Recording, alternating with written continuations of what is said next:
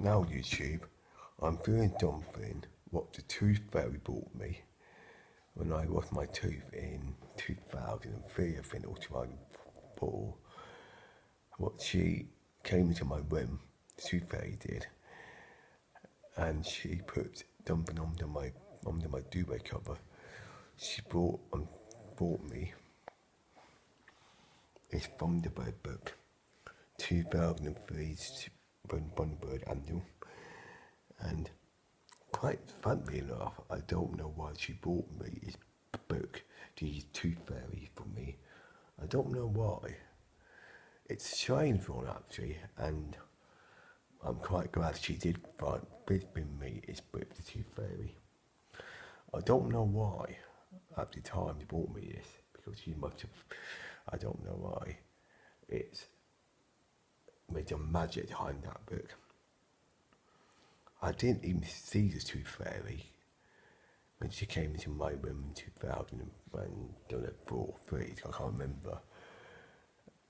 And I was fast asleep, and she came in and brought me this.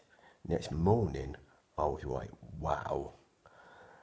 I couldn't believe what she bought me, and it was this Thunderbird book. And wow. I mean, I'm very lucky. Having the Tooth Fairy bought me this Thunderbird book. I would not have this Thunderbird book. And well, I just want to say,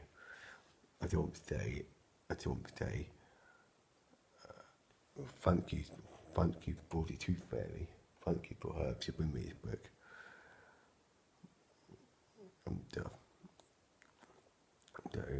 Tell me your thought, guys, on YouTube. Is the Tooth Fairy in comic now, please, or is the Tooth Fairy real or not real? Because clearly she must be real, because she bought me a Thunderbird book. Thank you, and okay, go cut. Thank you. Cut. Thank you. Thank you. Cut.